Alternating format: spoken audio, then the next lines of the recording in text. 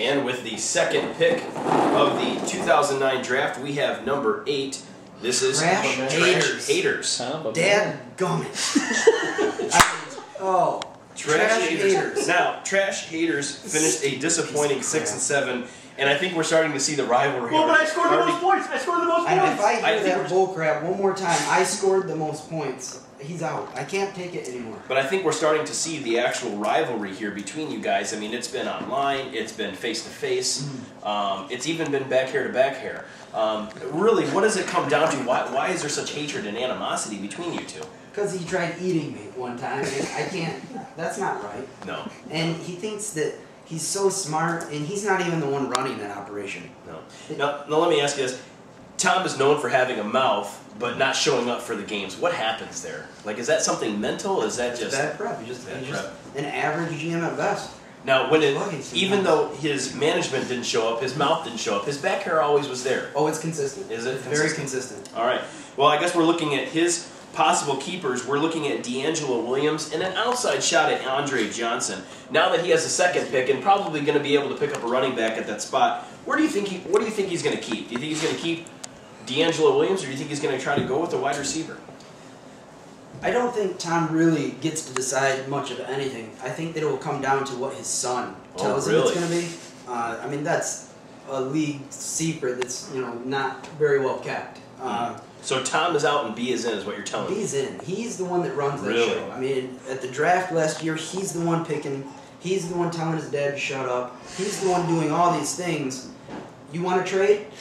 Oh, okay, that sounds good. I gotta talk to my son. Now let me ask you this: there's some draft pick controversy. Tom has been making phone calls among the league members, asking if maybe they would be willing to trade some spots for some draft picks. Yeah. Now, what do you think about that? Is that just him just trying to scheme, try to be better? Is this B behind it? What's going on there? And do you think anybody's going to fall for it? That's pure Tom and no. That's just pure Tom, and nobody's going to fall for it. Nobody will even trade with the guy. Yeah. All right. Well, let's go ahead and go with the third pick.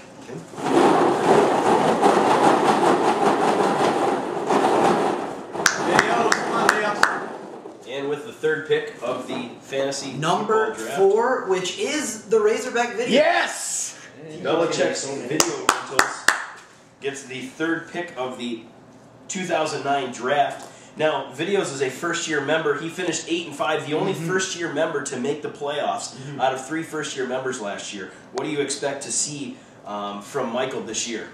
I expect Michael a whole lot more out of Michael. It's a very weak division. Do you think he was a product of a weak division? Oh, there's no doubt. It's a weak division. A couple of new guys in there, plus TJ. I mean, they scored I mean, they scored like I think 800 total points amongst the 4. It's not really a division. Really, it's kind of NFC-ish. Now, let me say this. One thing that Michael did manage to do is get under the skin, and I know you appreciate that going on in the fantasy football realm. So, I mean, do you think he'll be able to continue that, or are we going to see a different change? Is he going to keep going? I'd be disappointed if he changed. Really? Okay. I'd be disappointed if he changed. He's probably going to keep Michael Turner. I guess we'll have to wait and see what he's going to do with this third pick of the 2009 draft. If our camera wants to scan up there and kind of see what we're looking at so far with the third pick.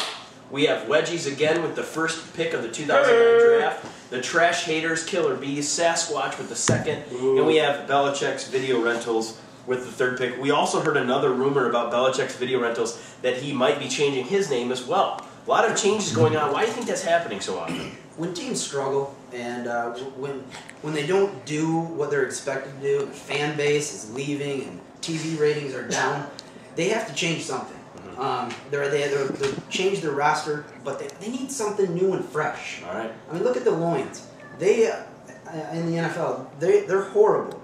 And what they do, they came back and they're changing their uniforms and their colors, and that's the only explanation. All right. When you look at the good franchises, they stick with their names. Well, we'll have to wait and see what's going to happen with Videos. Let's go ahead and go with the fourth pick. 2009 draft.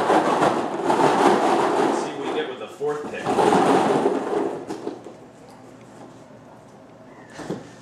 With the fourth pick of the 2009. Number 8. Keep going. With the fourth pick of the number 9 fantasy football draft, or 2009 fantasy football draft. Number 11, Little Caesars. Little Caesars. Now, Little Caesars is going to get the 4th pick. He was a first-year member, and he was anything but hot and ready this year.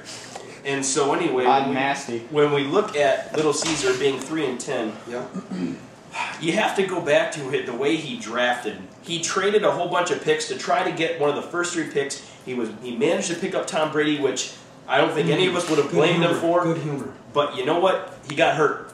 And so do you think he'll be able to bounce back from the first-year woes? Or is he going to have a sophomore slump? He doesn't have a football bone in his body, and he's going to struggle again. All right. So what are you predicting for Little Caesar? 2-12.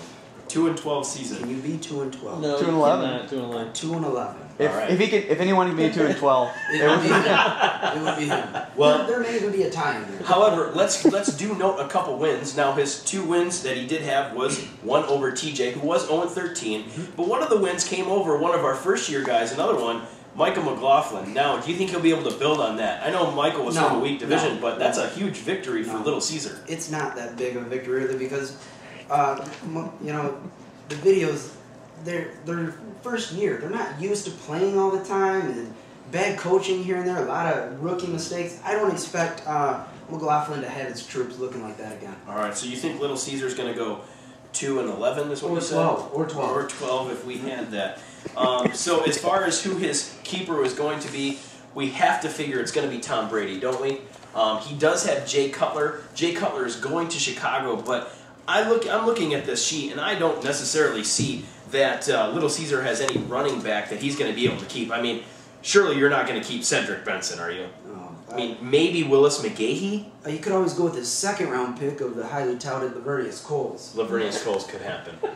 So Rudy Johnson from the Lions. I mean, from the top you're looking at the sheet, it's just a disaster. And from the top on down, it's just a complete mess. And if I was a teacher, I would grade them with an F. All right. Well, hopefully we'll see what happens with Little Caesar this year. Hopefully he'll get a bounce back. He needs an assistant. Like, put that down.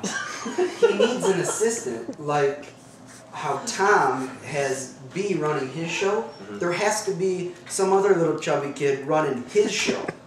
Okay. That's what I would suggest to help him out. Doesn't he have a girlfriend or something? Maybe the commission would help. Did he just call his I girlfriend? think somebody I don't know. No. That's okay. We better go to the next one. Who's up for number 5? This is the 5th pick of the 2009 Raider Flint.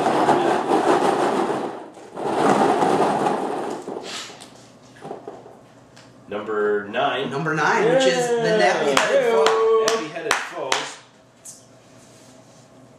And nappy-headed foes finished at 6-7 last year. He was a first-year member.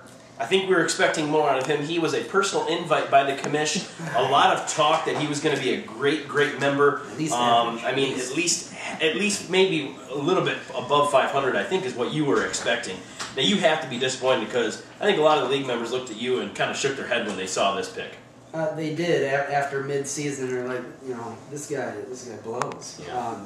That hurt my credibility a little bit. It did. But you know, you win some and you lose some, and I look forward to Michael getting his troops together, having a solid draft this year, and maybe making a couple good trades this year. Now he made some trades toward the end of the year with TJ. A little bit of controversy there. Suspect. A little bit suspect, but I mean, nonetheless, we do look to Mike as he does bring a lot of good commentary, a lot of good, polls, whatever it is. We like that from Mike. But when we're looking at, while you're putting up that board, we're looking at it, we really think that there's no way around him not taking Marion Barber for his keeper. I mean, am I right on this? Am I crazy? It's gotta be. Now, with Owens out of Dallas, you've got to think that Barber is going to be a solid pick this year, don't you think? I mean, he was solid last year. I think this is going to make it even better.